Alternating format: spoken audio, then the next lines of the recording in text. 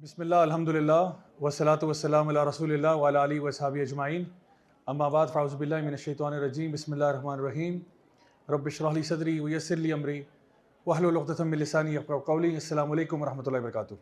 आज इस मौजू पर हम बात करेंगे वो सूरह अल-अनआम की कुछ आयात हैं और आज जो है वो छठा पारा और सातवां पारा उसको हम लोग आपस में ज्वाइन कर रहे हैं। तो यहाँ पे जो आयत हमारे सामने आज है सूरह अल-अनआम की आयत नंबर 82 है, जिसमें अल्लाह रब्बुल इज़्ज़त इरशाद फरमाते हैं अल्लज़ीना आमनू व लम यल्बिसू ईमानहुम बिज़ुल्मिन उलाइका लहुमुल अम्न व हुम मुहतदून, कि वो लोग जो ईमान लाते हैं और अपने ईमान को कंफ्यूज नहीं करते, मिक्स नहीं करते जुल्म के साथ। यानी जुल्म से यहाँ मुराद शिर्क है, क्योंकि अल्लाह ताला फरमाते हैं इन्न शिर्का लज़ुल्मुन अज़ीम, सबसे बड़ा जो जुल्म है वो शिर्क है। और आगे फरमाया कि इन लोगों के लिए अमन है और ये लोग हैं जो कि हिदायत पर होंगे, वह मुहतदून, ये हिदायत पर है। तो अल्लाह रब्बुल इज़्ज़त ने यहाँ पर उन लोगों की बात की है जो लोग अपने ईमान के साथ शिर्क की मिलावट नहीं करते। एक और जगह पर अल्लाह ताला ये बात इरशाद फरमाते हैं कुरान मजीद में कि अक्सर लोग जो है वो अपने ईमान के अंदर यानी ईमान नहीं लाते सिवाय इसके कि शिर्क भी करते हैं साथ। अब इससे क्या मुराद है, इसके ऊपर उलमा ने काफ़ी बात की कि इसमें मुराद माइनर शिर्क या शिर्क असगर भी हो सकता है। कल हम लोगों ने बात की थी मेजर शिर्क के बारे में, और जो आयात हमने पढ़ी थी उनमें अल्लाह रब्बुल इज़्ज़त ने ये बात इरशाद फरमाई थी कि हर गुनाह माफ़ हो सकता है लेकिन शिर्क माफ़ नहीं होता। तो शिर्क अकबर और शिर्क असगर यानी मेजर शिर्क और माइनर शिर्क, माइनर शिर्क के बारे में कहा जाता है कि ये कबीरा गुनाह है, इसमें कोई शक की बात नहीं है, लेकिन ये वो चीज़ नहीं है जो माफ़ नहीं होगी। है ये कबीरा गुनाह ही है, लेकिन ये उस लेवल पे नहीं है जिस पे शिर्क अकबर है। वो जो है वो तो नाकाबिले माफ़ी है कि अगर इंसान इस हालत में मर जाए कि उस शिर्क के अंदर इन्वॉल्व हो और इस हालत में मर जाए तो उसकी बख्शिश का कोई चांस नहीं है। इसी तरह से सूरह अल-अनआम की आयत नंबर 101 और 102 में अल्लाह रब्बुल इज़्ज़त इरशाद फरमाते हैं बदीउस समावाति वल अर्द, कि अल्लाह ताला वो है जिसने ज़मीन व आसमान को पैदा किया, उनको सबसे पहले वजूद में लेकर आया। और फिर यहाँ पर अल्लाह सुब्हानहू व तआला फरमाते हैं कि वो क्या है, कि वो हर चीज़ का पैदा करने वाला है और हर चीज़ के बारे में जानता है। आगे फरमाया आयत नंबर 102 में कि ज़ालिकुमुल्लाहु रब्बुकुम ला इलाहा इल्ला हु खालिकु कुल्लि शै फ़अबुदू, ये वही अल्लाह है जो तुम्हारा रब है, उसके सिवा कोई इबादत के लायक नहीं, हर चीज़ का खालिक है, हर चीज़ का पैदा करने वाला है, इसलिए उसकी अताअत करो, उसकी फरमाबरदारी करो, उसकी इबादत करो। वह हुवा अला कुल्लि शै वकील, और वो हर चीज़ पर एक वकील है, हर चीज़ पर एक गार्डियन है, हर चीज़ का प्रोटेक्टर है। तो ये अल्लाह सुब्हानहू व तआला अपनी कुछ सिफ़ात बयान कर रहे हैं कि अल्लाह ताला की इबादत क्यों की जाए। पूरी ज़मीन व आसमान का पैदा करने वाला वो है, हर चीज़ का पैदा करने वाला वो है, और वो ये हक़ रखता है कि उसी की इबादत की जाए। इसी तरह से आगे आयत नंबर 106 के अंदर भी अल्लाह सुब्हानहू व तआला यही बात इरशाद फरमाते हैं इत्तबा मा ऊहिया इलैका मिन रब्बिक, कि उसकी इत्तिबा करो जो अल्लाह की तरफ से आया तुम्हारे पास। ला इलाहा इल्ला हु व आरिद अनिल मुशरिकीन, अल्लाह के सिवा कोई इबादत के लायक नहीं, और मुंह फेर लो अपना उन लोगों से जो अल्लाह के साथ शिर्क करने वाले हैं। यानी उनसे एराज़ करो, उनसे अपना मुंह फेर लो, उनसे पलट जाओ, उनके रास्ते पर ना चलना, वो लोग जो अल्लाह के साथ शिर्क करते हैं। अब यहाँ पर भी जो आज की हमारे पास आयात हैं उनका ताल्लुक भी शिर्क के साथ है, लेकिन आज हम जिस शिर्क की बात करेंगे, जैसे कि मैंने जिक्र किया, हम आज शिर्क असगर के बारे में बात करेंगे, जिसके बारे में नबी करीम सल्लल्लाहु अलैहि वसल्लम ने अहादीस में ये बात बयान की कि उनको अगर इस उम्मत के बारे में सबसे ज़्यादा डर है तो वो इस चीज़ का है। तो वो कौन सी अक़साम है, इंशाअल्लाह आज इस टॉपिक पर बात करेंगे। सबसे पहले हमारे सामने एक हदीस है मुस्नद इमाम अहमद की, जहाँ पर नबी करीम सल्लल्लाहु अलैहि वसल्लम ये बात इरशाद फरमाते हैं कि जो सबसे ज़्यादा चीज़ जिसके बारे में मुझे तुम्हारे बारे में खौफ आता है वो क्या है, वो शिर्क असगर है, यानी कि अर्रिया। रिया से माना है कि आप इंसान कोई ऐसा काम करता है जहाँ पर नीयत उसकी अल्लाह के लिए नहीं होती बल्कि अपने दिखावे की चीज़ कर रहा होता है। बहुत से लोग ऐसे हैं जो बहुत बड़े बड़े अमाल करते हैं, बहुत बड़े बड़े काम करते हैं, लेकिन उसके पीछे जो नीयत होती है वो ये नहीं होती कि अल्लाह की रज़ा मकसूद है या मतलूब है। उसके पीछे मकसद ही होता है कि भाई मेरी थोड़ी सी वाह वाह हो जाएगी, मेरी थोड़ी से लोगों के अंदर पॉपुलैरिटी बढ़ जाएगी, मुझे थोड़े से लोग जो है सराहना शुरू कर देंगे। तो उसकी वजह से नबी फरमा रहे हैं कि मुझे इसका ज़्यादा डर है। हालांकि शिर्क अकबर तो जो है वो तो इंसान को दायरा इस्लाम से बाहर निकाल देता है, लेकिन शिर्क असगर के बारे में कहा एक और हदीस में कि ये ऐसा है जैसे कि अंधेरी रात में काले पत्थर पे काली चूंटी की नुमा है, कि जिसका पता ही नहीं चलता कि कब आपके साथ दाखिल हुआ और कब नहीं हुआ। यानी इंसान को लग ये रहा होता है कि मैं तो बहुत अच्छे काम कर रहा हूं, लेकिन ये इतनी खामोशी से दाखिल होता है कि ये हमारे रेडार में नहीं आता, ये डिटेक्ट नहीं होता। इसलिए कहा ये सबसे ज़्यादा डर इस चीज़ का है कि तुम लोग नेक अमाल कर रहे होगे, लेकिन तुम्हें यही नहीं पता कि तुम ये नेक अमल किसके लिए कर रहे हो। अच्छा, अब ये मेरी बात ज़रा गौर से सुन लीजिएगा कि एक होता है कि एक इंसान अच्छा काम करता है तारीफ सुनने के लिए, एक इंसान अच्छा काम करता है तारीफ सुनने के लिए, एक होता है एक इंसान अच्छा काम करता है और उसकी तारीफ हो जाती है। दोनों में बहुत फ़र्क है। अच्छा, ये भी एक उसूल है इंसान की नफ्सियाती यानी आपके लिए कैपेबिलिटी के अंदर ये बात आती है कि हर इंसान चाहता है कि उसकी तारीफ हो, इसमें कोई शक की बात नहीं। हम कोई भी काम करते हैं, हम चाहते हैं लोग अप्रिशिएट करें कि भाई माशाल्लाह आपने बड़ा अच्छा काम किया। कोई बंदा आर्किटेक्ट है, बिल्डिंग बनाता है, तो कहते हैं यार माशाल्लाह यार आपने कमाल काम कर दिया। घर में कोई खातून है, खाना पकाती है, घर वाले तारीफ करते हैं कि माशाल्लाह जी आपके हाथ में बहुत लज्जत है, आज तो अफ्तारी बहुत ही कमाल बनी है, पसंद आता, अच्छा लगता है। इसी तरह से कोई शख्स जो है वो अच्छे कपड़े पहन के तैयार होता है, कोई कहता है यार आज तो बड़े स्मार्ट लग रहे हो, तो अच्छा लगता है। लेकिन अल्लाह ताला की जो इबादत है, इसके मामले में भी हो सकता है कि आपने इबादत की। एक मिसाल के तौर पे एक शख्स सुबह फजर की नमाज के लिए अपने घर से निकला, पैदल जा रहा था मस्जिद की तरफ। रास्ते में उसका एक दोस्त जो है वो अपोजिट साइड से गाड़ी में गुजरा और उसने उसको जो है ना मस्जिद जाते हुए देख लिया। तो उसने उसको अगले दिन कहा कि यार आप आज सुबह मैंने आपको देखा था, आप फजर की नमाज के लिए जा रहे थे, यार आप माशाल्लाह बड़े नेक हो। अच्छा, अब उसको खुशी हुई कि माशाल्लाह मेरी नेकी जो है वो ज़रा पब्लिक हो गई। लेकिन अब इस चीज़ में और इस चीज़ में कि आप कोई भी नेकी का काम करते हो इस नीयत के साथ कि मेरी तारीफ होगी तो करूंगा वरना मैं नहीं करूंगा। बात समझ में आ रही है आपको? यानी एक इंसान कहता है कि जी मिसाल के तौर पे मैं नेकी करता हूं, जब तक लोग तारीफें कर रहे हैं तब तक नेकी जारी है। जैसे ही कोई क्रिटिसिज्म आया तो उसने कहा भाई ये थैंकलेस जॉब है, ये मैं नहीं करता। यहां पे प्रॉब्लम है।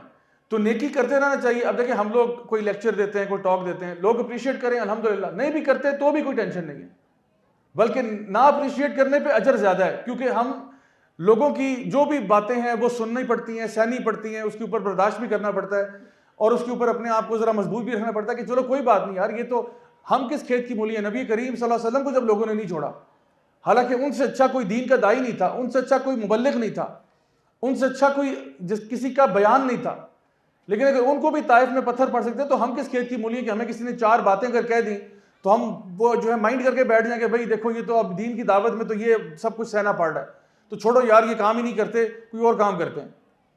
या आपने अल्लाह के लिए मस्जिद बनाना शुरू की, मस्जिद बनाना शुरू की, किसी ने आके उसमें से कीड़ा निकालना शुरू कर दिया, नहीं जी ये फलाने हैं, इनका पैसा हराम का है। अब आपको पता है आपका पैसा हराम का नहीं है, लेकिन आपको शदीद क्रिटिसिज्म का सामना करना पड़ा और उन्हीं लोगों से जिनके मोहल्ले में आप मस्जिद बना रहे हैं। आप कहते हैं छोड़ो पर है यार, भाड़ में जाएंगे सारे, मैं नहीं बनाता मस्जिद। यहां प्रॉब्लम है। इसका मतलब है अब आपके अंदर रिया आ गई है। आप अल्लाह के लिए नहीं कर रहे थे, अगर अल्लाह के लिए कर रहे होते आप कहते यार ये प्रोजेक्ट कंप्लीट होकर रहेगा, चाहे इनको पसंद आए या ना आए, अल्लाह जानता है कि मैं क्यों कर रहा हूं और अल्लाह गवाह है मेरे ऊपर। तो हर काम जो नेकी का आपने करना है, आपने उसमें इसलिए करना है कि अल्लाह ताला मुझसे कबूल कर ले। उस प्रोसेस के बीच में तारीफ हो जाए अल्हम्दुलिल्लाह, नहीं होती कोई टेंशन नहीं, और ना ही हम उस तारीफ के पीछे भागते हैं कि उन जगहों पे जाऊंगा जहां तारीफ होगी, जहां पे तारीफ नहीं हो रही वहां मैंने जाना ही नहीं है। मिसाल के तौर पे मैं अगर किसी लेक्चर पे जाता हूं ना और वहां पे दो बंदे बैठे हों, अगर मैं कहता हूं कि भाई मुझे प्रोटोकॉल नहीं दिया, मेरी इज्जत नहीं हुई, मेरा एहतराम नहीं हुआ, मेरा टाइम ज़ाया हुआ, इसका मतलब है मेरे साथ प्रॉब्लम है। सीधी सी बात है, इसका मतलब है मेरे साथ प्रॉब्लम है। भाई एक बंदा बैठा हो या कोई भी ना बैठा हो, अल्लाह ताला तो कबूल फरमा लेता है ना आपसे। मुझे एक यहीं पे इस्लामाबाद में एक बहुत बड़ी यूनिवर्सिटी है, उन्होंने इन्वाइट किया और वो जो इन्विटेशन था वो तकरीबन 1 महीना पहले से आया हुआ था, 1 महीना पहले से, कि जी यहाँ पे आपकी टॉक है, यहाँ पे टॉक है, हाइप क्रिएट हुई है, पोस्टर लग गए, ये हो गया वो हो गया, सारा कुछ 1 महीने से एडवर्टाइजमेंट चल रही है और वो लोग रेडी है कि जी बहुत मेगा इवेंट है, ऑडिटोरियम पूरा बुक हो गया, सारा कुछ हो गया। जिस दिन इवेंट होना था उस दिन कोई ये जलसा जुलूस हो गया और सड़कें बंद हो गई। मुझे लिटरली मेरी टॉक जो थी ना वो जोहर की नमाज के फौरन बाद थी, 2 बजे का टाइम था, तो उन्होंने कहा था 2 बजे आपकी टॉक टाइम शुरू होगा और आपने तकरीबन 4 बजे तक जाना है। अच्छा, अब वो जब मैंने 12 बजे मुझे फ़ोन आ रहा है उनका, सर वो इवेंट आज नहीं हो रहा। मैंने कहा भाई क्या हो गया? कि सर वो आपको पता है वो जलसे की वजह से जो है ना हड़ताल हुई, कंटेनर डल रहे हैं, तो वो सारी बसें रवाना हो रही हैं, तो आज स्कूल ऑफ हो गया और कल भी ऑफ रहेगा, तो अनफॉर्चुनेटली वो इवेंट नहीं हो सकता। तो बहुत बहुत शुक्रिया आपका। अच्छा, अब मैंने क्या किया, मैंने कहा चलें अल्हम्दुलिल्लाह, कदर अल्लाह व माशा फ़ाल, जो अल्लाह ने चाहा वही हुआ। मैं सीधा बैठा अपने मोटरसाइकिल पे और पूरे इस्लामाबाद 2 घंटे सैर करता रहा और मैं ये सोचता रहा कि ये सारा का सारा मेरे लिए अजर लिखा जा रहा है। क्यों? क्योंकि अल्लाह जानता है कि मेरी नीयत क्या थी वहां जाने की। तो वो तो मेरा रिकॉर्ड लिख दिया ना अल्लाह ने। अल्लाह, जहां तक अल्लाह का मामला है और मेरा मामला है, अल्लाह मेरे नामा या माल में ये लिख चुका है। अब मैं मोटरसाइकिल चलाऊं, मैं जाके बबल गम खाऊं, मैं पॉपकॉर्न खाऊं जाके, कुछ फर्क नहीं पड़ता, मेरे अकाउंट में अजर आ गया, मुझे टेंशन लेने की जरूरत ही नहीं है। अब मैं कहूँ नहीं आपने क्या किया, मेरा वक्त बर्बाद कर दिया, मेरा टाइम बड़ा कीमती है, अल्लाह ने मुझे डे ऑफ दे दिया, 2 घंटे मेरे वहां बुक हुए हुए थे, वो टाइम स्लॉट खाली हो गया, अब चलाओ मोटरसाइकिल, कोई मसला नहीं। तो अल्हम्दुलिल्लाह हमेशा फोकस इस बात पर रखें कि अगर तो मैं अल्लाह की रजा के लिए कर रहा था, तो कोई भी सर्कमस्टांस हो जाता है तो आप कोई टेंशन नहीं ले उसके बारे में। हमेशा फोकस इस बात पे है कि अल्लाह ताला बस हमसे कबूल फरमा ले जो भी हम कोशिशें और काविशें कर रहे हैं। तो ये जो शिर्क असगर है, शिर्क खफी भी कहा जाता है इसको, ये वो छुपा हुआ शिर्क है, नजर नहीं आता, आमतौर पर नजर नहीं आता। वैसे तो शिर्क अकबर तो नजर आ रहा होता है ना, बंदा किसी के आगे सजदे कर रहा है, गैरुल्लाह से दुआ कर रहा है, वो तो पता चल रहा होता है, लेकिन ये पता नहीं चलता कि इंसान ने अपने नफ्स को खुदा बनाया होता है। जो काम कर रहा होता है वो अपने लिए कर रहा होता है। एक हमारे साथी थे, उन्होंने एक जगह पर इवेंट था, काफ़ी पहले की बात है, तो उन्होंने उस इवेंट के ऊपर ये कहा कि बहुत सारे इंटरनेशनल स्पीकर्स आए हुए थे, तो उन्होंने कहा, असल में एंड में क्या हुआ कि जब इवेंट ख़त्म हो गया ना, तो बहुत सारे लोगों ने मिलकर उनके साथ तस्वीरें खिंचवाना शुरू कर दी। तो ये भाई बड़े थे तो मेहनती, लेकिन ये कहीं उस टाइम पे मसरूफ़ थे, किसी ड्यूटी पे थे, तो इनकी तस्वीर नहीं खींची इंटरनेशनल स्पीकर्स के साथ। तो इन्होंने आके ना कहा कि भाई मैं आइंदा काम नहीं करूँगा। क्यों नहीं करूँगा? उन्होंने कहा कि अगर सारा काम हम करें, सारी मेहनत हम करें और सारी सेल्फियाँ वो खिंचवा के चले गए, तो मैं ये काम नहीं करता, ये एक थैंकलेस जॉब है, यहाँ पे कदर नहीं है इंसान की। अब इसका मतलब ये है कि आप थैंक्स किससे ढूंढ रहे थे? अल्लाह से नहीं, बंदे से थैंक्स ढूंढ रहे थे। आपने कहा मैं काम करता था इसलिए कि मुझे इंटरनेशनल स्पीकर्स के साथ थोड़ा सा टाइम मिल जाता, तस्वीर खिंचवा लेता, क्योंकि अब दूसरों ने जो है ना तस्वीरें खिंचवा ली हैं, इसलिए अब मैं काम नहीं करता। इसका मतलब है आपकी अल्लाह से अजर की उम्मीद नहीं थी, उम्मीद आपकी उन स्पीकर से थी। यहाँ पे ना ये ऐसा शिर्क है, पता भी नहीं चलता, कब आया कब गया नहीं मालूम होता। इसी तरह से कुछ और शिर्क की अकसाम जो माइनर शिर्क में आती हैं, कुछ इसमें मेजर भी हैं, लेकिन ये अक्सर इनमें से माइनर है। एक है अल्लाह के अलावा किसी और की कसम खाना, यानी कसम सिर्फ अल्लाह की खाई जाती है, अल्लाह की कसम खा ली, अल्लाह की सिफात की कसम खा ली, ठीक है, कुरान भी अल्लाह का कलाम है, उसी कसम खाई जा सकती है, लेकिन ये कहना कि तुम्हारे सर की कसम और माँ बाप की कसम और फलाने की कसम, ये कसम खाना जायज़ नहीं है। तो ये भी माइनर शिर्क में आता है कि किसी अल्लाह के अलावा किसी और की, यानी नबी करीम सल्लल्लाहु अलैहि वसल्लम कहा करते थे, उस ज़ात की कसम जिसके हाथ में मेरी जान है, या अर्रहमान की कसम, या अल्लाह की कसम, इस तरह करके अल्लाह की कसमें खाई जाती हैं। तो किसी और की कसम खाना ये ठीक नहीं है। फिर एक और बहुत बड़ा मसला, नबी करीम सल्लल्लाहु अलैहि वसल्लम की एक हदीस है, आपने फरमाया कि जिसने भी कोई एम्यूलेट पहना या तावीज़ पहना, उसने एक किस्म का शिर्क किया। अब ये तावीज़ जो है, इसमें एक बहुत लंबी डिस्कशन है कि कौन सा सही है कौन सा गलत है। बहरहाल मैं आपको इन समरी ये बता रहा हूँ कि 2023 में कोई तावीज़ आप ना पहने। उसकी वजह यह है कि आजकल किसी को ट्रस्ट करना जो है वो पॉसिबल नहीं है। मैंने थाउजेंड्स ऑफ तावीज़ खोले हुए हैं, थाउजेंड्स की तादाद में लोगों के तावीज़ खोले हैं, मुझे आज तक कोई खैर की चीज़ अंदर से बरामद नहीं हुई। ये क्या होता है? ये जादू टोने का एक तरीकाकार होता है। अंदर नंबर लिखे होते हैं, जायचे बने होते हैं, अगर अल्लाह माफ़ करे कुरान की आयात भी हैं तो वो किसी बहुत ही गलीज़ लिक्विड से लिखी हुई हैं, बहुत ही गलीज़ लिक्विड से, क्योंकि ये जादू की प्रैक्टिस के अंदर आता है। और अक्सर ये जूइश फॉर्म ऑफ कबाला मैजिक जो है उसके तावीज़ होते हैं।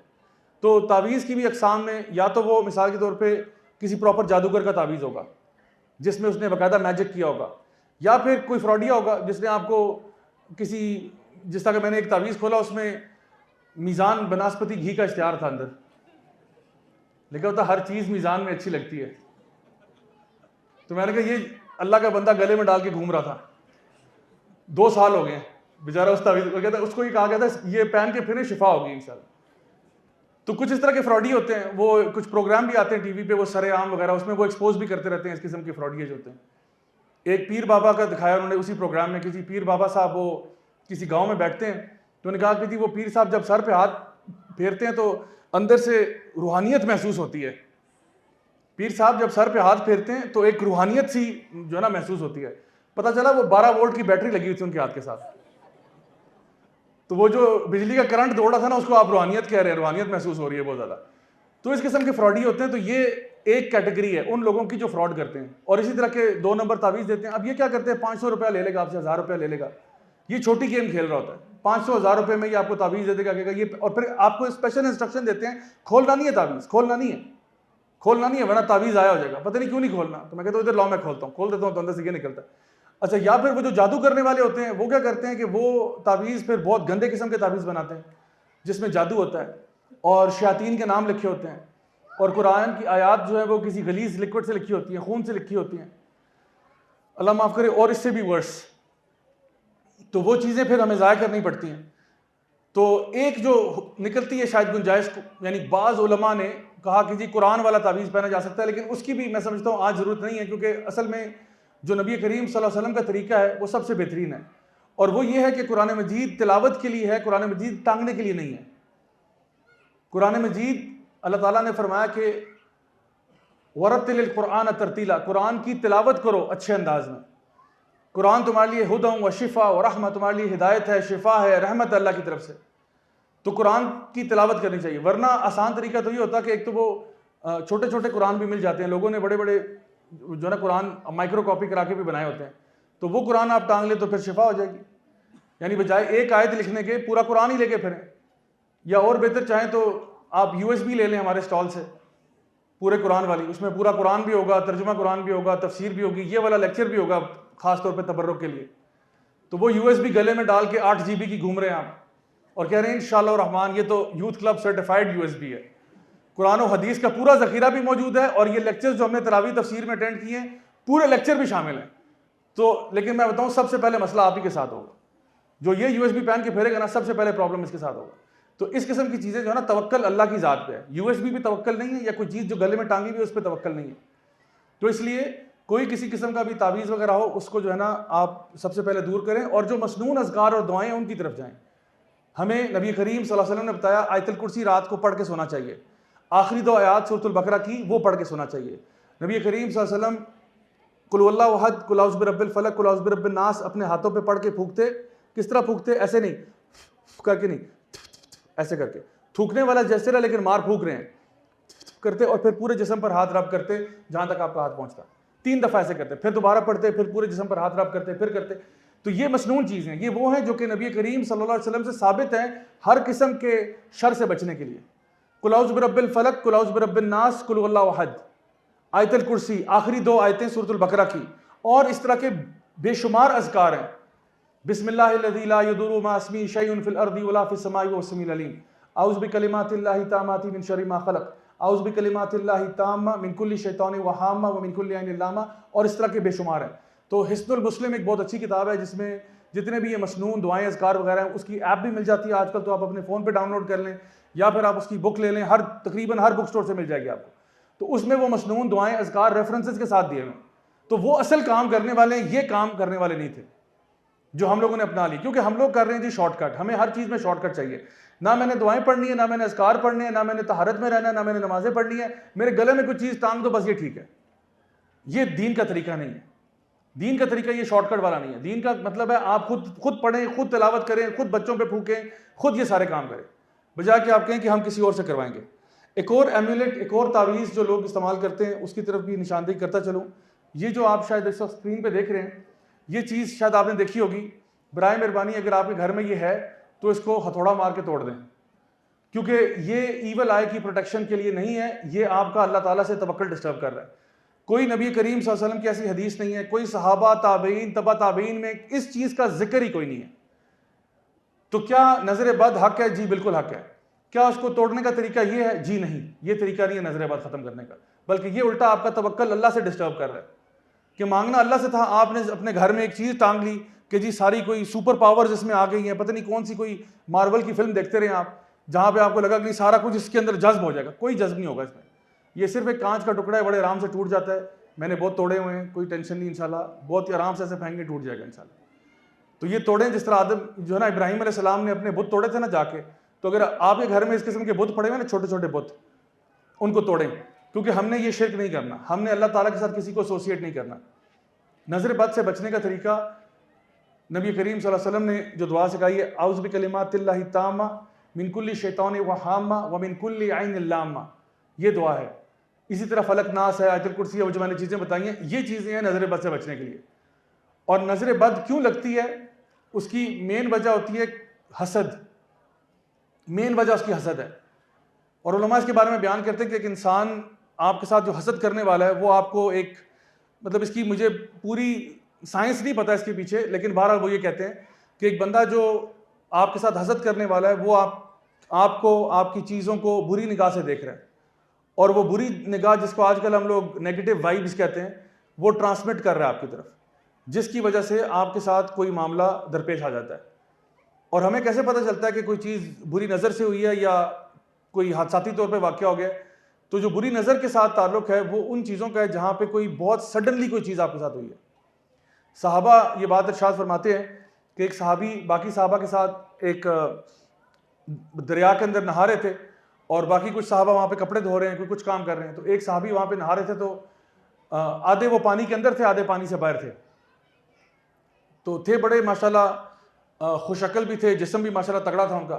तो एक और साहबी वहाँ से गुजरे और उन्होंने उनकी फिजिक को अप्रिशिएट किया। उन्होंने कहा क्या जिस्म है इसका और क्या इसकी स्किन है, और कोई आगे बात नहीं की, बस ये कहा। तो वो सहाबी जो पानी में नहा रहे थे वो धड़ाम से गिर गए पानी में। बाकी साहबा ने उनको उठाया, वहाँ से बाहर निकाला और नबी करीम सल्लल्लाहु अलैहि वसल्लम के पास ले गए। तो आपने सबसे पहले कहा कि किसने अपने भाई के साथ ये सलूक किया? तो साहबा ने फरमाया या रसूल अल्लाह, किसी ने कोई सलूक नहीं किया, ये तो बस नहा रहे थे और एक तारीफ़ की किसी ने और बस। तो उन्होंने कहा उनको बुलाया जाए जिसने तारीफ़ की थी। वो जब आए तो आपने कहा कि क्यों तुम अपने भाई को मारने पे तुले हुए हो? तो उन्होंने कहा मतलब या रसूल अल्लाह मैंने क्या किया? उन्होंने कहा कि अगर तुम कोई चीज़ अच्छी देखते हो तो तुम क्यों अल्लाह ताला को बीच में नहीं लेके आ सकते थे? यानी तुम कह देते अल्लाहुम्मा बारिक लहू या बारक अल्लाहु फीकुम या माशाअल्लाह तबारक अल्लाह, कुछ कह देते तो इस तरह की बात, तो इसको नज़र ना लगती। लेकिन चूंकि तुमने कुछ नहीं कहा, बस ये कहा क्या जिस्म है, वाह वाह क्या जिस्म है, क्या इसकी स्किन है, बस ये कहा तुमने, तो उसकी वजह से उसको नज़र लगी, और नज़र एकदम से लगी है, बिल्कुल ठीक ठाक थे, शाश बशाश कोई मसला नहीं, एकदम से गिर जाते हैं। फिर नबी ने इन सहाबी से कहा कि जाके आप अपने वुज़ू का पानी लेकर आए। वो अपने वुज़ू का पानी यानी वुज़ू करने के बाद पानी इकट्ठा किया, जहाँ पे वुज़ू कर रहे हैं पानी जमा कर रहे हैं, वो पानी लेकर आए। तो इन सहाबी जो बेहोश हो चुके थे, इनके सर के ऊपर से वो पानी उंडेला तो वो ठीक हुए एकदम से। तो अब हमें अगर ये मालूम ना हो कि नज़र किसकी लगी है, पहले तो इसमें एक बात यह है कि अगर कोई आपको किसी पे शक होना कि इसकी नज़र लगी है, तो हदीस में आता है अगर कोई आपसे पानी मांगता है आपके वुज़ू का, तो इसमें घबराने की ज़रूरत नहीं है, ना उसके ऊपर ऑफेंड होने की ज़रूरत है कि तुम्हें क्या लगता है मैं तुम्हें नजरें लगा रहा हूँ, मैं तुम्हारे से हसद करता हूँ, क्योंकि हसद के बगैर भी नज़र लग सकती है। यानी मैंने कहा मेजरली हसद की वजह से लगती है, वरना उसके बगैर भी लग सकती है। तो कोई अगर आपके वुज़ू का पानी मांग ले तो उसमें दे देना चाहिए। दूसरी बात यह कि कभी कभार ऐसा होता है हमें नहीं पता किसकी नज़र लगी है, खासतौर पर आजकल सोशल मीडिया के दौर में हमने कोई तस्वीर उठा के डाल दी थी, इसमें भी एहतियात करनी चाहिए, वैसे आपस की बात है। तस्वीर उठा के डाल दी, अब क्या हुआ, नज़र लग गई, हमें नहीं पता जी वो 1000 बंदे में से किसकी लगी है। तो उस केस में फिर पानी जो है वो दम करके उसके ऊपर वो इस तरह से उंडेला जा सकता है, उसके ऊपर सूरतुल बकरा का दम किया जा सकता है, आयतुल कुर्सी, आखिरी 2 आयात सूरतुल बकरा की, चारकुल वगैरह ये चीज़ें करके दम की जा सकती हैं, ताकि इंशाल्लाह इससे शिफा हो जाए। तो लेकिन ये जो तरीकाकार है ना, ये जो टांगने वाला, ये कोई तरीकाकार नहीं है, ये नज़र बद का इलाज नहीं है। हालांकि इलाज ये था अगेन कि अपने आप को ज़्यादा से ज़्यादा अल्लाह ताला की हिफाजत में रखें, मसनून दुआएं और अज़कारों के साथ। फिर एक और चीज़ जो शिर्क की तरफ लेके जाती है वो जादू खुद है, और ये शिर्क अकबर तक ले जाएगी आपको। क्यों? क्योंकि इसमें इंतहा दर्जे का कुफर करना पड़ता है जादूगर को जादू करने के लिए। जादू के बारे में अल्लाह ताला ने कुरान मजीद में सूरह अल बकरा में इरशाद फरमाया कि बाबल में हारूत मारूत 2 फरिश्ते नाजिल हुए थे लोगों के आजमाइश के लिए, और वहाँ पे जादू सिखाया गया लोगों को जो हस्बैंड वाइफ के बीच में स्प्लिट क्रिएट करता था। और इसके अलावा भी बहुत किस्म के जादू होते हैं, और जूश कबाला मैजिक और वूडू मैजिक और ये सब किस्म के मैजिक होते हैं, और इनके बड़े नेगेटिव असरात होते हैं। तो जो बंदा भी अल्लाह पर तवक्कल छोड़कर इस आमिल बाबों के पास चला जाए कि जी मुझे कोई जादू टोना करवाना है किसी के ऊपर, कि जी वो महबूब आपके कदमों में, या किसी को दूर करवाना है किसी और से, या कोई और इस किस्म का, ये बंगाली बाबा और आमिल बाबा और फलाने ये जाना ही आपका बहुत यानी एक शिर्क असगर पर तो पहुँच गया। और अगर आप जादू कर बैठते हैं और उसके अंदर प्रॉपरली इन्वॉल्व होते हैं तो ये शिर्क अकबर तक ले जाएगा आपको। एक खातून ने अपनी तरफ से जायज़ जादू किया। क्या किया? उनकी शादी हुई, अरेंज मैरिज हुई, तो उनके हस्बैंड जो थे, ये वो केस है जो मेरे पास आया हुआ है, तो उनके हस्बैंड जो थे वो उनमें इतने कोई ज़्यादा इंटरेस्टेड नहीं थे, क्योंकि वो काम में मसरूफ़ थे, शादी उनकी हो गई। मतलब वो ये नहीं कि उनसे नफरत करते थे, नफरत नहीं करते थे, लेकिन बस काम में मसरूफ़ ज़्यादा रहते थे। तो ये खातून कहती थी कि भाई मेरे हस्बैंड मेरे साथ टाइम गुजारें, मुझे टाइम दिया करें, मुझे लेके घूमा करें वगैरह वगैरह।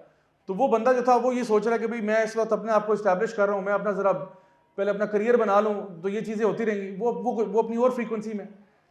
तो इस औरत ने क्या किया, ये किसी बाबे के पास चली गई जिसने ये कहा था कि जी महबूब आपके कदमों में, तो मैं इसमें आपकी मदद करूँगा।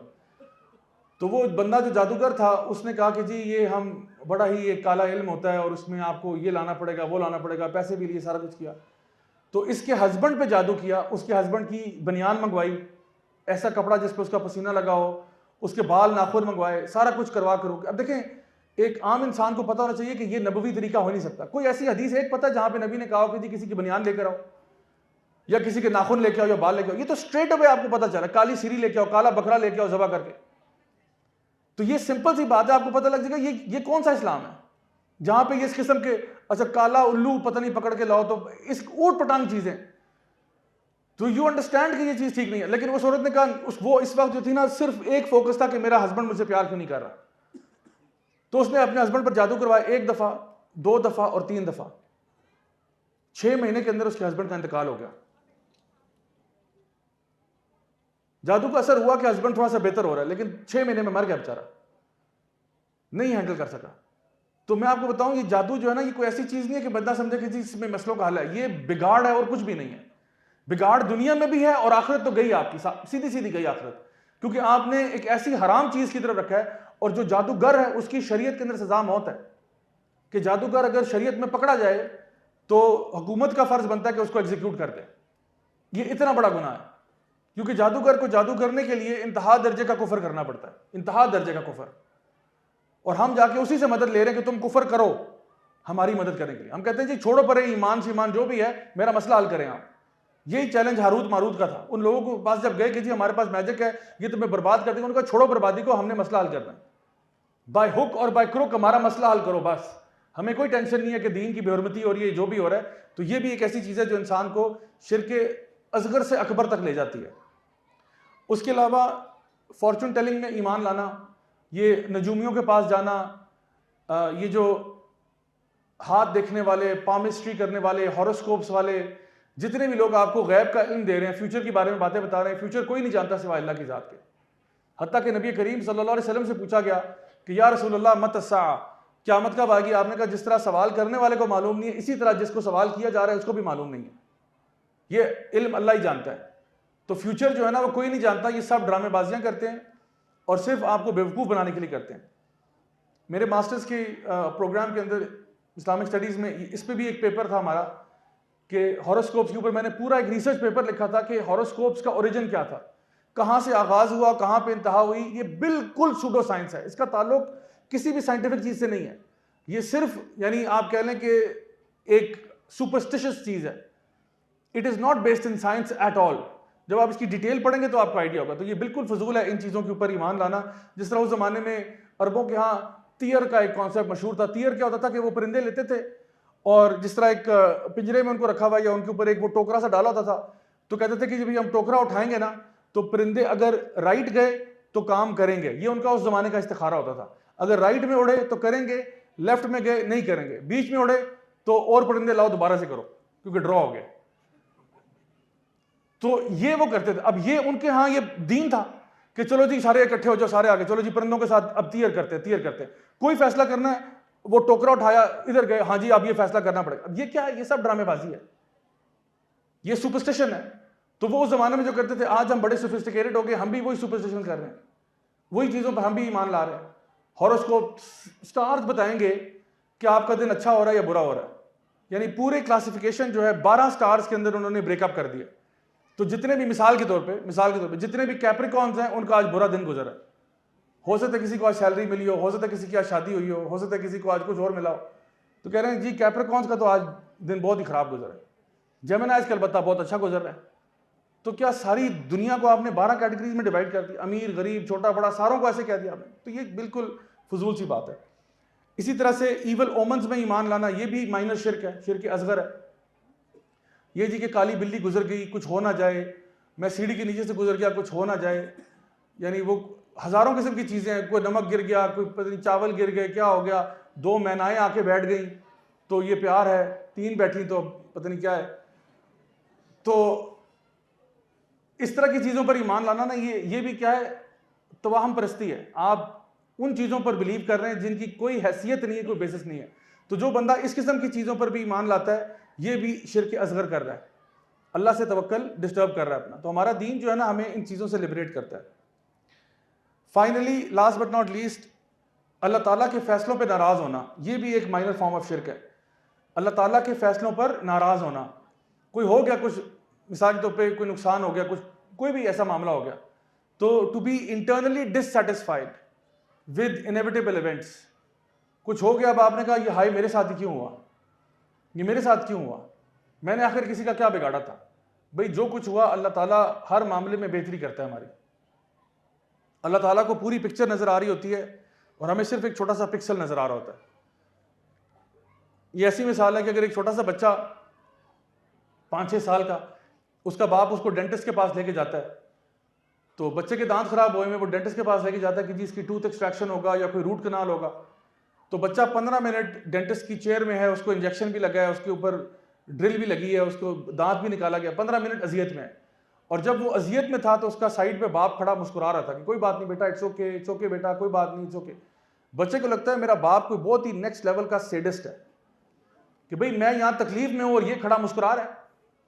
तो वो बाप से नाराज हो जाता है कि भाई मैं वहां पे तकलीफ में था, मेरा बाप मुस्कुरा रहा था, कि मेरे बाप ने जानबूझकर मुझे डेंटिस्ट की चेयर में लिटाया है और कहा कुछ भी नहीं होगा, कुछ भी नहीं होगा, और मुझे पता है मेरे साथ क्या हुआ है।